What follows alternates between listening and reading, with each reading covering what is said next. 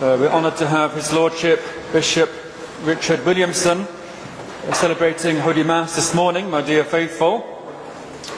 His Lordship, as you know, gave an excellent conference just 2 days ago on the subject of George Orwell's 1984 novel, as drawn from the BBC. As we said then, and quoting or paraphrasing Orwell from the novel, in times of universal deceit, it is a revolutionary act to speak the truth. His Lordship will give today's sermon with words of truth and wisdom, certainly in these times of universal deceit. His Lordship early tomorrow morning leaves for Italy for an official visitation to the country before returning in a few weeks' time to Argentina, where His Lordship is rector of our seminary at Loreja. Thanks His Lordship for taking time, as always, to visit us here in England and to celebrate this Sunday morning's Mass for us. There will not be a catechism class after this Mass, as we're happy to have a baptism this morning, just following this Mass.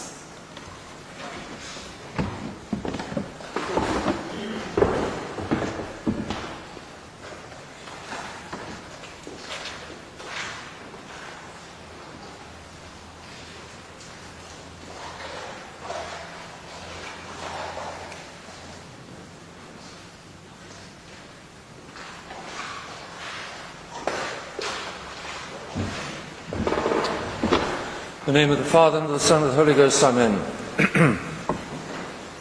I'm sorry that there is no skull cap, a little piece of, or no breast cross, a little piece of mismanagement on my part this morning. 1984, yes.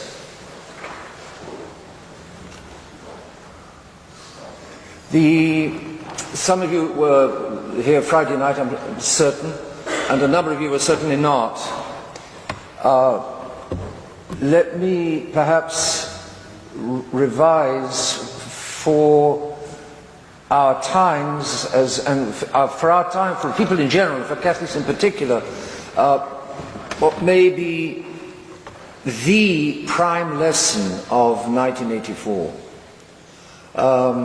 George Orwell, as said on Friday, was not a Catholic. He did not die a Catholic. There's no indication in 1984 that he had a grain of faith, even in God. God is almost completely absent from 1984. He has a mention when O'Brien, who is one of the key members of the inner party, says that power is God. In other words, God is a word that you use for the thing that you most venerate and respect, and in his case it's power. In the case of the party, it's power. He uses the old language in order to express that power is the greatest and most wonderful thing, and therefore he says power is God. That's one mention.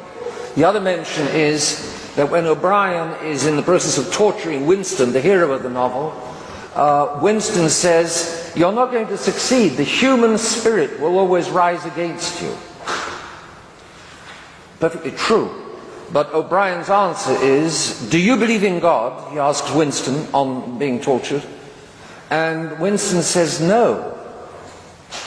The understanding, implicit then is, if you don't believe in God, then God doesn't exist. If God doesn't exist, what human spirit are you talking about? What human spirit are you talking about? And then O'Brien proceeds to make Winston strip. He bashes him in the face and knocks out a few teeth. He's been very badly treated. He's very weakened. He yanks out a few tufts of his hair, then places him in front of a mirror and says, "Is this the human spirit that you're counting on?" And of course, Winston at that moment is a broken man, and the implication is the human spirit. There's no human spirit that the party cannot break. And that is sort of a lesson of the book, that seems to be the lesson of the book, that Orwell is presenting this horrid vision of a boot stamping on a human face forever. And that's, Orwell saw which way the modern world was going. He saw which way towards dictatorship, towards totalitarianism, towards brutality, all of these things. And he wanted to shock us all with this extension of what was already there in the 1940s. And so maybe George Orwell has more trust in the human spirit than is mentioned in the book. If he wrote the book, the very fact that he wrote the book is a certain rising up of the human spirit. But those are the only two mentions of God. Otherwise, God is completely absent. Like so often today, in so many things, he is just not on people's radar screen. It's incredible. It is incredible when you think about it. You remember, I think it's the prayer of St. Francis of Assisi. O love, thou art not loved. I think that's St. Francis of Assisi. O love, thou art not loved. Very simple prayer. Very, very simple. And I think another prayer, maybe St. Francis of Sales, added to that. O love, thou art not loved. Would that thou wert loved. Give me only to love thee, and then do with me what thou wilt. And that's of course putting God first, where he belongs. But then, although God, the true God, is completely absent from 1984, as he is from so much of modern life in the modern world, nevertheless, George Orwell was an intelligent man, and he saw that even without God, he saw the basic issue, the basic point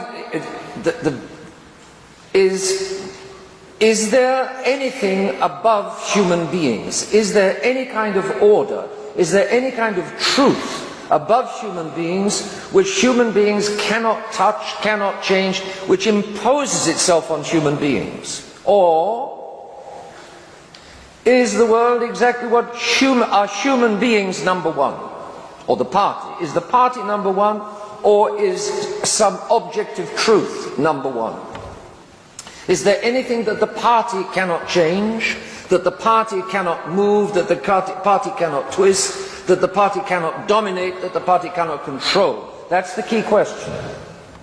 And Winston, at the end of part one, is thinking to himself, 2 and 2 are 4. And freedom means the ability to say that 2 and 2 are 4. He worked it out by himself.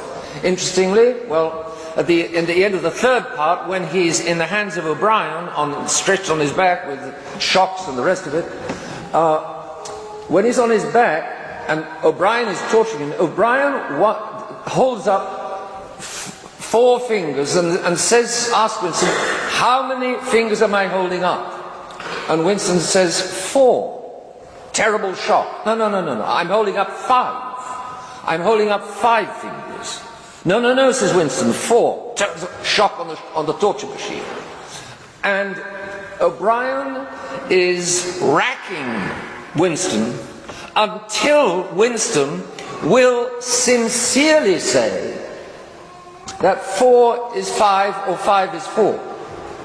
In other words, the party wants to get inside people's minds and souls until the party controls even 2 and 2 are 4. The party is going, if the party wishes to say 2 and 2 are 5, then 2 and 2 are 5. They're no longer 4. 2 and 2 will be what the party says they are. In other words, man is number 1. Man is in control. Man is God. And that's where we are at today.